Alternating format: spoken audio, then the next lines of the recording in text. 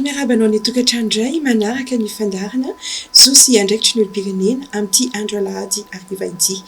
Aniotsika dia iresaka ny amin'ny ankapobeny tetikasa zao ny ankizy sy ny fitateram-bahoaka.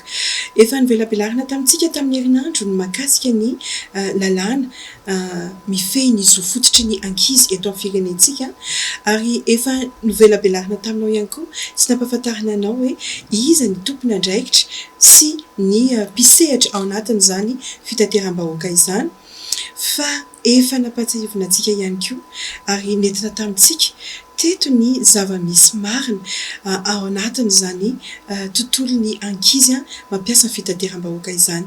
Inona marina io tetikasa izay nataon'ny Zosia andraikitry ny olopirenena io mba ho fiarovana ny tombontsoa ambony ny zaza malagasy. Ny tetikasa dia niopana kokoa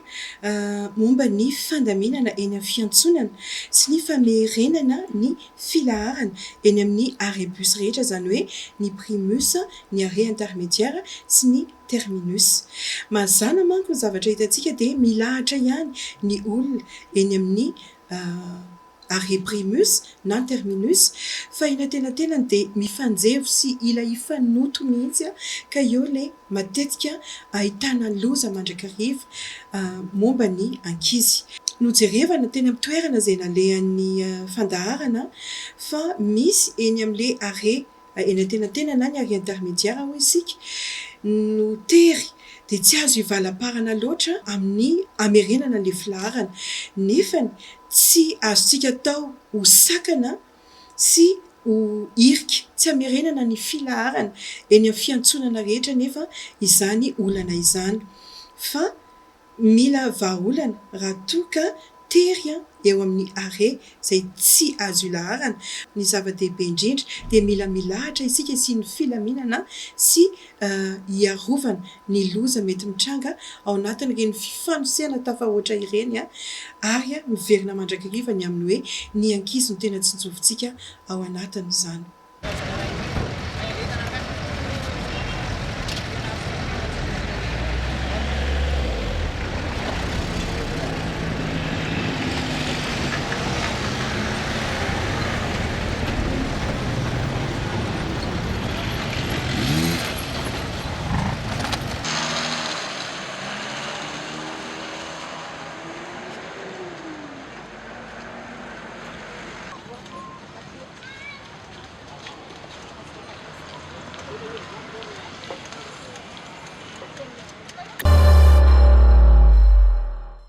Eo ihany koa ny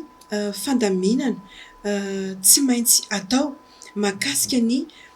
taxibe izay mihodina eny am-pandehanana. Ataontsika rehefa tena nodinihana manokana ny mahakasika izay zavatra izay, ao ny milaza ny mpitatitra fa tsy antoka noho ny ateraky ny embouteillage fa na izany ary dia arak'ilay fiteny izay efa fantatritsika hoe ny fahaiza-mandamina no fomba hoentina miady dia andaontsika andamina foana. Afaka arindra rehefa tena nodinihana hoe raha misy ny taxibe tsy maintsy mihodina ary satria matetika tokoa be olona ihany koa eny amin'ilay arrêt intermédiaire fa tsy voatery any amin'ny farany foana no andray ny bus na taxibe ny olona izay mampiasa ireny fitateram-bahoaka ireny. Fa mila alamina ny eo amin'ny hoe iza le taxibe ampifandimbiasina ny taxibe mihodina izay manao ny navette hoy ny filazantsika anazy dia misy ireo tsy maintsy manohy ny lalana hatrany amin'ny fiantsonana farany mba tsy hahatonga ny olona izay miandry eny amin'ny fiantsonana farany na eny amin'ny fiandohan'ny fiantsonana hiandry efa ho adin-dray adin-droa vao misy taxibe mandalo. Izany hoe misy zavatra azo atao fa ny fandaminana no tsy ampy mahatonga fikorontanana eo amin'ny mpanjifa ny taxibe sy eo amin'ny mpitatitra. Rehefa nanao fanadihadiana ihany koa izahay dia betsaka ny fitateram-bahoaka no tsy mahavaly ny antson'ny habetsahan'ny mponina izay tateriny amin'ny toerana anankiray. Inona no mety ho antony tsy nanampidirana coopérative fanampiny teny amin'ireny zotra izay tsy mahavaly ny antson'ny abetsahan'ny-ponina ao amin'izay na inona no mety ho sakana fa ilaina ny fitateram-bahoaka satria ny akamaroantsika dia mampiasa an'izany fitateram-bahoaka izany dia mba ho filaminana hatrany ho fiarovana ny zon'ny ankizy hatrany ary eto dia zon'ny ankizy no resahantsika fa rehefa voaja ny zon'ny ankizy rehefa nojerena ny zon'ny ankizy dia hatramin'ny saramba-be-bahoaka dia misitraka izany tombontsoa izany avokoa. Fa niopana ny tetikasa zao ny ankizy sy ny fitateram-bahoaka ihany koa ny mahakasika ny fanamafisana sy ny fanavaozana ny fepetra izay efa misy reny fepetra reny fa betsaka tamin'ny fepetra no tsy najaina na tsy norarahiana na mety tsy fantatra ihany koa.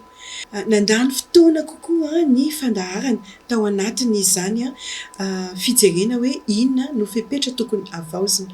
Ny fanavaozana akaiky indrindra noraisin'ny Zosy Andraikitry ny Olom-pirenena dia nijerena manokana hoe amin'ireo fomba voarara izany hoe apetraka mihitsy ilay fomba voarara efa fantatsika hoy aho fa mety manadino isika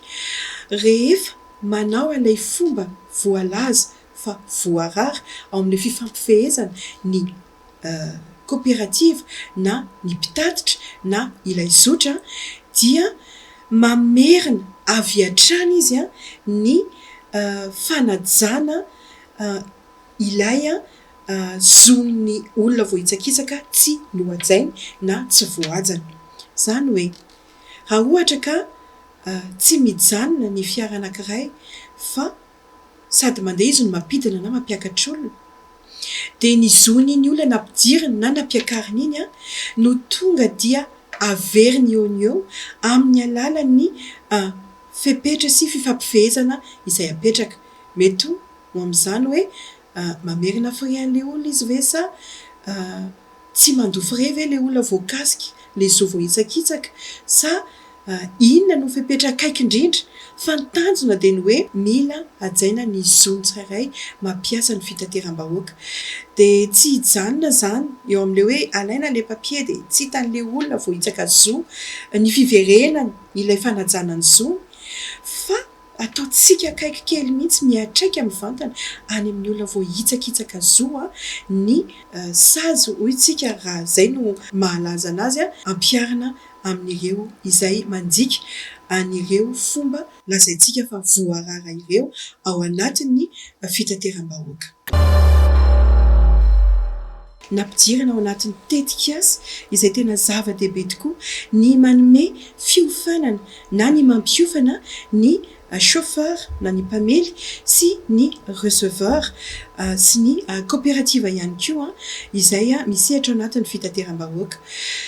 Ilaina be ny mampafantatra ny chauffeur na ny mpamely sy ny receveur fa tsy mamely fotsiny ny fiara sy mitaky frais fotsiny no asan'izy ireo fa zava-dehibe ny ahafantaran'izy ireo inona no atao hoe zon'ny ankizy hoentiny, ny zo ny olombelona tokony hajaina, ny zon'ny olombelona ny mpanjifa izay entiny, inona ihany koa ny fihetsika tokony asehon'izy ireo izay miasa ao anatin'izany fitateram-bahoaka izany fa ny farany dia ny fiarovana ny ain'ny olona hoentiny ny fanajana ny ain'ny olona entiny ary ny kalitaon'ny tolotra. Mazana dia tsy fantatr'izy ireo ny andraikiny sy ny adidiny hoe zava-doza tokoa anie raha miteraka loza noho ny avy amin'ireo tsy fahaizany ny adidiny sy ny andraikiny amin'ny mampamily sy amin'ny receveur azy nefa misy olona anankiray misy zaza anankiray maratra na mamony ainy noho ny tsy fahaizan'izy ireo ny asany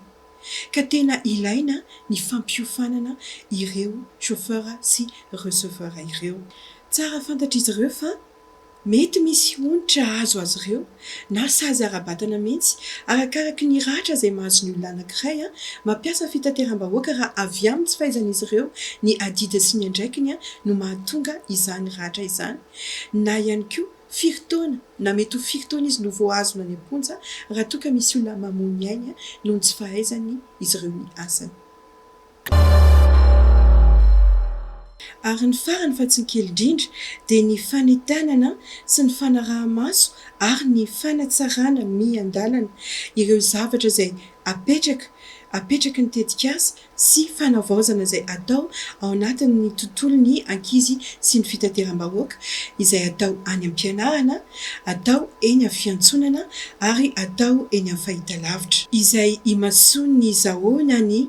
zo sy andraikitry ny olom-pirenena miaraka amin'ny mpiara-miombina antoka rehetra izay misehatra anatin'ny fitateram-bahoaka dia ny ministère ny transport sy ny ATT,